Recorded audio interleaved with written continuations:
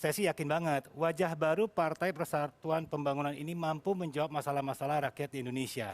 Nah, selain Ketua Umum Partai Persatuan Pembangunan, sudah bergabung bersama kita CEO dan founder Polmark Indonesia dan Dik Ing Asia, Mas Eep Saifullah Fatta. Assalamualaikum Mas Eep, apa kabar? Waalaikumsalam warahmatullahi Donita. Baik, Mas saya mau Adi. ke Bapak Suarso dulu nih. Bapak Suarso, apa yang berbeda nih Pak kira-kira dari kepengurusan Partai Persatuan Pembangunan kali ini Pak? Ya, pertama kita belajar dari sejarah capaian P3 sebelumnya. Kemudian kita melihat tantangan pada masa yang akan datang ini, dan kemudian kita letakkannya itu dalam kerangka demografi pemilih pada masa yang akan datang. Dan dengan demikian tentu kita harus menjawab itu. Kira-kira yang tepat, yang pas itu orang-orang yang bisa menjemput kemenangan pada tahun 2024 itu kategorinya seperti apa.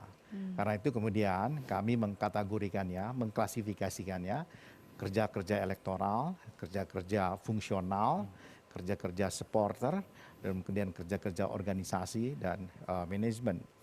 Dan tentu kita lihat persis demografi di Indonesia, di mana pada tahun 2024 nanti pemilih akan lebih banyak didominasi oleh kaum muda, kaum milenial, Gen Z, bahkan nanti ada generasi alfa untuk pertama kali. Jadi tentu kita lebih suka kalau kita memiliki pengurus-pengurus yang mempunyai perspektif yang sama dengan pemilih, sehingga dengan demikian mereka bisa bertemu. Inilah apa yang kami sebut dengan wajah baru, wajah yang bisa menjaga P3-nya sendiri, dan kemudian bisa menjemput masa depan itu dan memahami berdasarkan perspektif yang tepat. Dan mudah-mudahan itu bisa bekerja maksimal. Amin. Nah, menurut pandangan Mas Eep sendiri ini, apakah wajah baru P3 ini mampu menjadi solusi bagi rakyat, dan apakah P3 ini akan dilirik oleh para pemilih? Ya, ada 3 hal yang menarik menurut saya. Bukan hanya menarik tapi juga penting. Di balik pengurus yang tadi disampaikan, dipublikasikan, ditetapkan dengan cara yang keren oleh Pak Suharto Monoarfa. Yang pertama adalah dominasi anak muda. Kita melihat wajah baru P3, dan dalam wajah baru itu ada darah-darah segar yang membuat orang berpotensi untuk berharap banyak.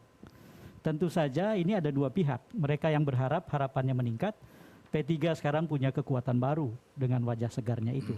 Yang pertama itu. Yang kedua, ada 17 perempuan dari 45 pengurus harian itu. Dan ini bukan angka yang sedikit. Tidak banyak partai yang mengakomodasi sebegitu banyak perempuan. Artinya, kalau kaum ibu, perempuan, keluarga, itu juga bisa berharap banyak. Dan menjadi amanah bagi P3 kemudian untuk menjawab harapan itu. Dan yang terakhir, rasanya sejauh yang saya tahu, baru pertama dalam kepengurusan partai, ada begitu banyak orang yang ditempatkan di pos strategis dan langsung dirumuskan sebagai pekerja elektoral. Tim 17. Nah, di pengurus yang baru ini ada tim 17 yang tugasnya adalah kerja elektoral.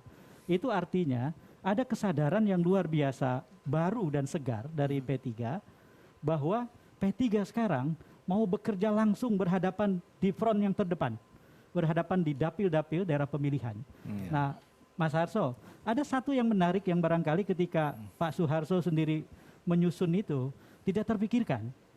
Kalau kita lihat komposisinya, di depan ada 17 orang yang akan menjadi penanggung jawab kerja elektoral di dapil-dapil.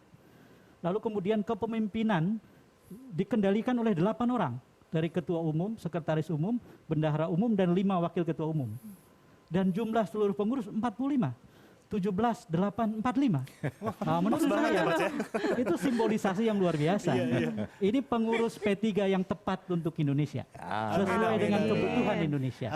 Jadi saya sebagai warga negara bisa berharap banyak, dan saya yakin semua orang sekarang berhak berharap banyak. Ya, amin, amin, amin. Baik, dan mungkin kita ingin bertanya lagi kepada Bapak Suharto nih Pak. Bagaimanakah optimalisasi kepengurusan baru P3 menjawab kebutuhan rakyat serta demografi di Indonesia Pak?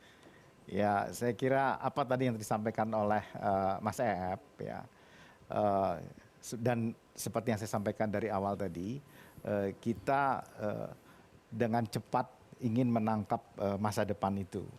Dan dengan demikian kita mesti bekerja lebih fokus, lebih terarah. Dan saya percaya dengan satu idiom bahwa perencanaan yang baik itu sudah setengah dari pekerjaan. Jadi jauh-jauh hari kami susun ini dan para pengurus yang darah segar ini, wajah-wajah baru ini, mereka yang punya background, pengalaman yang tepat sekali, yang seperti saya sampaikan tadi, punya perspektif yang sama dengan milenial, dengan Gen Z dan seterusnya.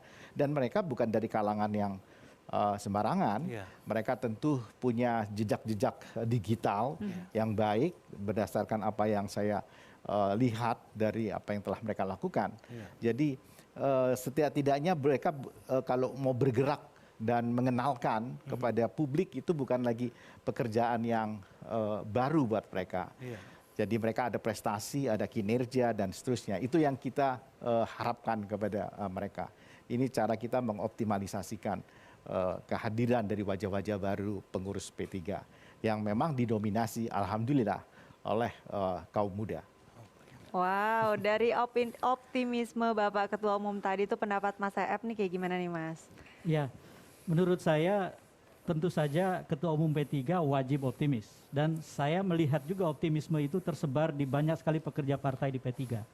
Dan saya dengar sendiri dari Ketua Umum dan banyak pimpinan pada waktu menjelaskan kriteria kepengurusan. Salah satunya itu adalah mereka harus rela mengikhlaskan, mewakafkan dirinya, energinya, waktunya untuk menjadi bagian dari solusi masalah-masalah masyarakat. Nah, jika itu bisa diwujudkan, optimisme itu bukan tanpa alasan. Wow, seperti yang disinggung sebelumnya ya, rakyat itu nggak mau lagi dengar janji. Jadi langsung solusi dan langsung aksi.